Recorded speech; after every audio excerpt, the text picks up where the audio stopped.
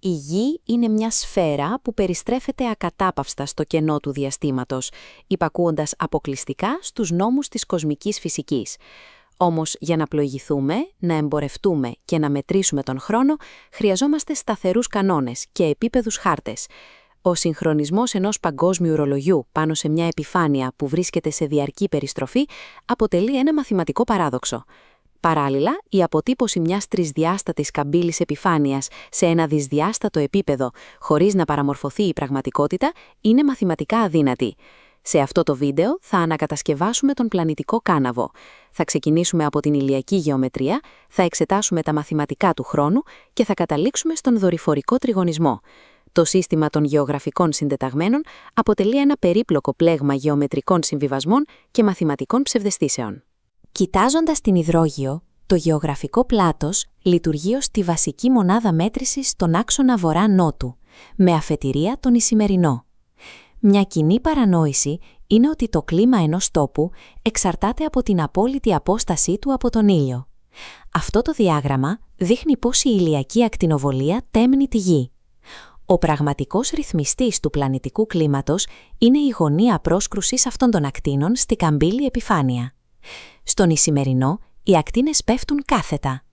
Αυτή η γεωμετρία συγκεντρώνει τη μέγιστη δυνατή θερμική ενέργεια στη μικρότερη δυνατή επιφάνεια εδάφους. Καθώς απομακρυνόμαστε προς τους πόλους, οι ακτίνες προσπίπτουν πλάγια. Η ίδια ακριβώς ποσότητα ενέργειας αναγκάζεται να διασκορπιστεί σε μια πολύ μεγαλύτερη καμπυλωτή έκταση, θερμαίνοντας τη Γη λιγότερο. Αυτή η γεωμετρική διαβάθμιση, από την κάθετη ένταση στον Ισημερινό έως την πλάγια εξασθένηση στους πόλους, επιτρέπει την κατηγοριοποίηση του πλανήτη σε 5 διακριτές θερμικές ζώνες. Το γεωγραφικό πλάτος λειτουργεί ως ένας άμεσος γεωμετρικός δείκτης της πλανητικής θερμικής απορρόφησης. Αυτή η ταμπέλα στο Greenwich σηματοδοτεί τον πρώτο μεσημβρινό. Εδώ, στις 0 μοίρες, ξεκινά η μέτρηση του γεωγραφικού μήκους. Το λογιστικό πρόβλημα εδώ είναι ξεκάθαρο. Πώς αποδίδουμε μια κοινή ώρα σε έναν πλανήτη όπου ο ήλιος ανατέλει διαρκώς σε κάποιο σημείο του? Αυτό το γράφημα δείχνει τη λύση. Μια πλήρης περιστροφή 360 μοιρών διαρκεί 24 ώρες. Διαιρώντας το 360 με το 24, προκύπτουν 24 ίσα τμήματα. Η επιφάνεια της Γης χωρίζεται σε 24 ωριαίες ατράκτους. Κάθε ζώνη έχει πλάτος 15 μοίρες και αντιστοιχεί σε μία ώρα. Ο κανόνας είναι απόλυτος. Μια μετακίνηση 15 μοιρών ανατολικά προσθέτει μία ώρα, ενώ 15 μοίρες δυτικά αφαιρεί μία ώρα. Οι ζώνες ώρας αποτελούν τη μαθηματική προβολή της πλανητικής περιστροφής πάνω σε έναν κάναβο. Τα ιαπωνικά αεροπλάνα βομβάρδισαν τις αμερικανικές βάσεις στις Φιλιππίνες και στη Χαβάη την ίδια ακριβώς μέρα, προκαλώντας την είσοδο των ΗΠΑ στον πόλεμο. Υπάρχει όμως ένα ιστορικό παράδοξο. Τα βιβλία καταγράφουν την επίθεση στις Φιλιππίνες στις 8 Δεκεμβρίου 1941, αλλά την επίθεση στο Pearl Harbor μία μέρα νωρίτερα, στις 7 Δεκεμβρίου.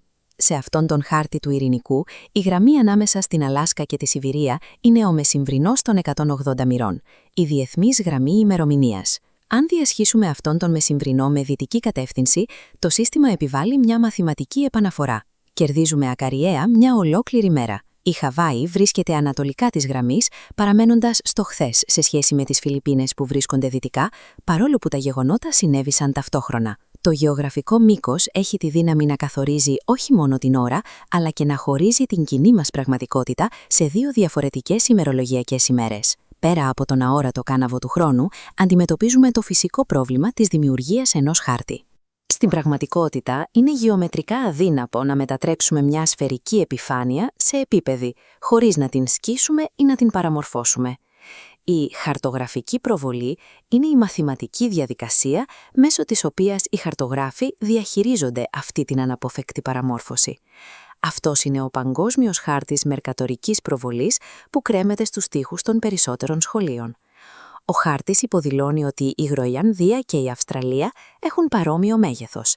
Στην πραγματικότητα, η Αυστραλία έχει έκταση 7 εκατομμύρια τετραγωνικά χιλιόμετρα, ενώ η Γροιλανδία μόλις 3 εκατομμύρια. Αυτό το γράφημα εξηγεί τον μηχανισμό των κυλινδρικών προβολών. Οι παραμορφώσεις είναι ελάχιστες κοντά στον Ισημερινό, όπου η επαφή είναι άμεση, αλλά αυξάνονται εκθετικά όσο απομακρυνούμαστε προς τους πόλους. Οι εικονικές προβολές είναι ακριβές μόνο κοντά στον παράλληλο επαφής τους, ενώ οι επίπεδες προβολές διατηρούν την ακρίβεια αυστηρά στο ένα και μοναδικό σημείο επαφής με τη Γη. Κάθε δυσδιάστατος χάρτης απαιτεί ένα στρατηγικό ψέμα. Παραμορφώνει αναγκαστικά είτε το σχήμα, είτε την έκταση, είτε τις αποστάσεις, προκειμένου να πει μια συγκεκριμένη αλήθεια. Για τον εντοπισμό της θέσης μας με ακρίβεια που φτάνει τα 10 μέτρα ή ακόμα και τα χιλιοστά, οι χάρτινοι χάρτες αντικαταστάθηκαν από το GPS. Το σύστημα αυτό απαιτεί ένα τεράστιο διαστημικό τμήμα, έναν αστερισμό 24 δορυφόρων που κινούνται σε αυστηρά ελεγχόμενες τροχές. Για την πλήρη λειτουργία του απαιτείται η συνεργασία 3 τμήματων: το τμήμα του διαστήματος, το τμήμα του ελέγχου εδάφους και το τμήμα των χρηστών. Το διάγραμμα αυτό αποτυπώνει την απαραίτητη γεωμετρία. Για τον υπολογισμό της τοποθεσίας, ένας δέκτης πρέπει να διασταυρώσει ταυτόχρονα το σήμα από τουλάχιστον 4 διαφορετικούς δορυφόρους. Αυτή η διασταύρωση 4 σημείων μειώνει το περιφόριο σφάλματος στα 5 με 10 μέτρα ή ακόμα και σε επίπεδο χιλιοστού στα πιο προηγμένα συστήματα. Η έβριστη της θέσης μας σήμερα βασίζεται στον συνεχή υπολογισμό της γεωμετρικής μας σχέσης με αντικείμενα που κινούνται στο διάστημα. Το γεωγραφικό σύστημα συντεταγμένων είναι ένα αυστηρό μαθηματικό μοντέλο, κατασκευασμένο για να οργανώσει τα δεδομένα ενός χαοτικού, περιστρεφόμενου πλανήτη. Από τη γωνία της ηλιακής θερμότητας μέχρι τις ζώνες ώρας που ορίζουν την ιστορία και τις υπολογισμένες παραμορφώσεις των χαρτών μας, τα πάντα αποτελούν μια αυστηρή άσκηση γεωμετρίας. Την επόμενη φορά που θα ανοίξετε την εφαρμογή πλοήγησης, αναλογιστείτε την τεράστια υποδομή και τους μαθηματικούς συμβιβασμούς που κάνουν τη διαδρομή σας εφικτή. Αν σου άρεσε το βίντεο, άφησε ένα like, κάνε εγγραφή στο κανάλι και γράψε ένα σύντομο σχόλιο για ανάλογα θέματα που θα ήθελες να δεις.